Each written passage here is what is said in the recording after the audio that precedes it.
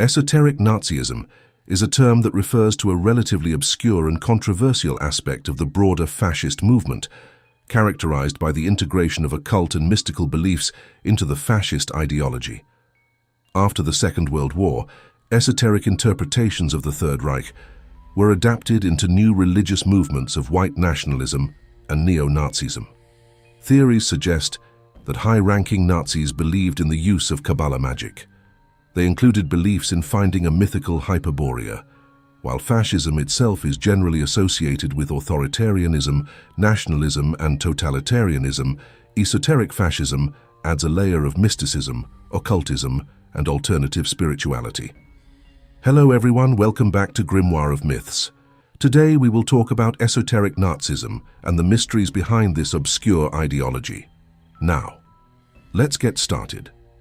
The roots of esoteric Nazism can be traced back to the late 19th and early 20th centuries, when various occult and mystical movements gained popularity in Europe. The late 19th century saw a resurgence of interest in the occult, mysticism, and ancient pagan traditions, often fueled by Romanticism and a rejection of the rationalism of the Enlightenment. Influential figures like Helena Blavatsky, founder of Theosophy, and Aleister Crowley, a British occultist, played significant roles in spreading esoteric ideas.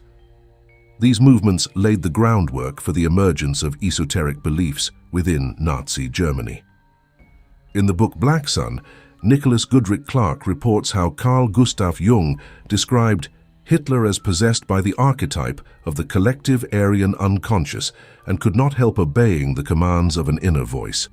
In a series of interviews between 1936 and 1939, Jung characterized Hitler as an archetype, often manifesting itself to the complete exclusion of his personality. Hitler is a spiritual vessel, a demi-divinity, even better, a myth, the Messiah of Germany, who teaches the virtue of the sword. The voice he hears is that of the collective unconscious of his race. The book's main subject is the racist occult movement of Ariosophy, a major strand of nationalist esotericism in Germany and Austria during the 19th and early 20th centuries. The term Ariosophy, which translates to the wisdom of the Aryans, was invented by Lanz von Liebenfels in 1915 and during the 1920s. Some of the notable people of this ideology are Julius Evola was an Italian philosopher and occultist. Evola's writings, such as Revolt Against the Modern World and The Doctrine of Awakening, were influential in blending the occult, Eastern spirituality, and traditionalism with fascist ideas. He believed in the importance of hierarchy, the rejection of egalitarianism, and the revival of ancient spiritual traditions as a means to transcend the decadence of the modern world. In doing so, the Aryan race would separate themselves from the inferior races. Miguel Serrano, a former Chilean diplomat, is a major figure in esoteric Nazism. Author of numerous books including The Golden Ribbon, Esoteric Hitlerism, and Adolf Hitler, The Last Avatar, Serrano is one of some Nazi esotericists who regard the Aryan blood as originally extraterrestrial. Serrano finds mythological evidence for the extraterrestrial origins of man in the Nephilim of the Book of Genesis. Serrano suggests that the sudden appearance of Cro-Magnon man, with his high artistic and cultural achievements in prehistoric Europe, records the passage of one such Divya-descended race alongside the abysmal inferiority of Neanderthal man, an abomination and manifest creation of the demiurge. Of all the races on earth, the Aryans alone preserve the memory of their divine ancestors in their noble blood, which is still mingled with the light of the Black Sun. All other races are the progeny of the demiurge's beastmen native to the planet. Serrano supports this idea from various myths that assign divine ancestry to Aryan peoples, and even the Aztec myth of Quetzalcoatl descending from Venus. He also cites the hypothesis of Baal Gangadhar Tilak on the Arctic homeland of the Indo-Aryans as his authority for identifying the earthly center of the Aryan migrations with the lost Arctic continent of Hyperborea. Thus, Serrano's extraterrestrial gods are also identified as Hyperboreans. In attempting to raise the spiritual development of the earthbound races, The Hyperborean Devious, a Sanskrit term for godmen, suffered a tragic setback. Expanding on a story from the Book of Enoch, Serrano laments that a renegade group among the gods committed miscegenation with the terrestrial races, thus diluting the light-bearing blood of their benefactors and diminishing the level of divine awareness on the planet. The concept of Hyperborea has a simultaneously racial and mystical meaning for Serrano.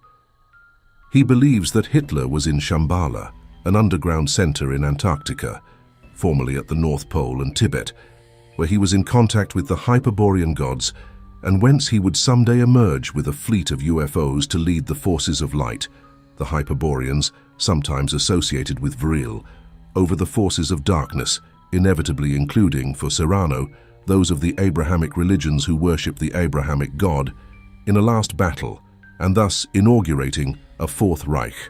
Serrano follows the Gnostic tradition of the Cathars by identifying the evil demiurge as Jehovah, the God of the Old Testament. As medieval dualists, these 11th century heretics had repudiated Jehovah as a false god and mere artificer opposed to the real God far beyond our earthly realm. This Gnostic doctrine carried dangerous implications for the Hebrew people. Jehovah is a tribal deity for those of the Abrahamic faiths, under the Gnostic Cathar beliefs. Those who believed in the demiurge were children of the devil. It followed that they were devil worshippers. By casting the Hebrews and others in the role of the children of Satan, the Cathar heresy can elevate anti-Semitism to the status of a theological doctrine backed by a vast cosmology, which is a deadly combination. Savitri Devi was the first major post-war exponent of what has since become known as esoteric Hitlerism. According to that ideology, after the fall of the Third Reich and Hitler's demise at the end of the war, Hitler himself could be deified. Devi connected Hitler's Aryanist ideology to that of the pan-Hindu part of the Indian independence movement and activists such as Subhas Chandra Bose.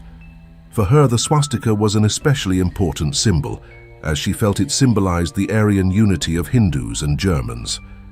Savitri Devi, above all, was interested in the Indian caste system, which she regarded as the archetype of racial laws intended to govern the segregation of different races and to maintain the pure blood of the fair-complexioned Aryans. She regarded the survival of the minority of Brahmins among an enormous population of many different Indian races after 60 centuries as a living tribute to the value of the Aryan caste system. Savitri Devi integrated Nazism into a broader cyclical framework of Hindu history.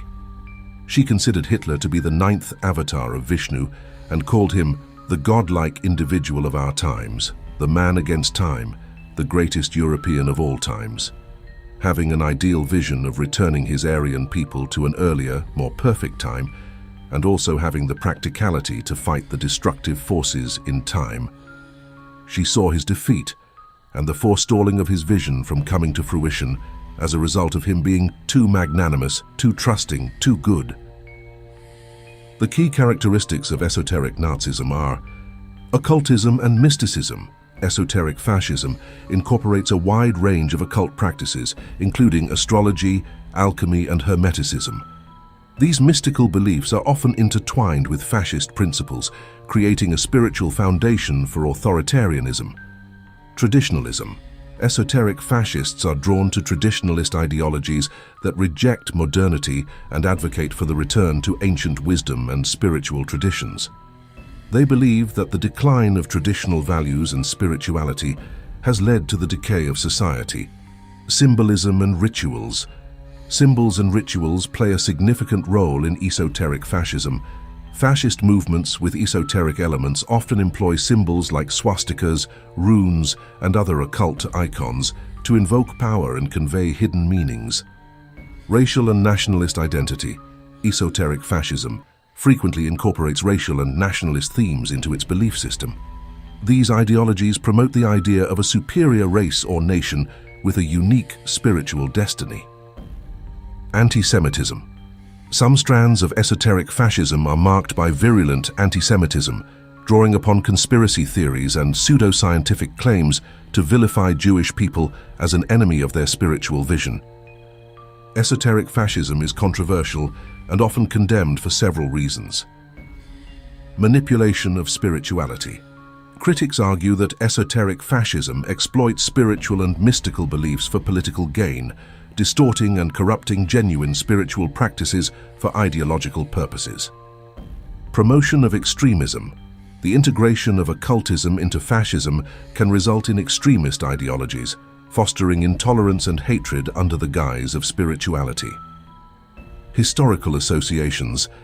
Esoteric fascism has been linked to some of the darkest periods in history, including the Nazi regime's fascination with the occult and mystical practices.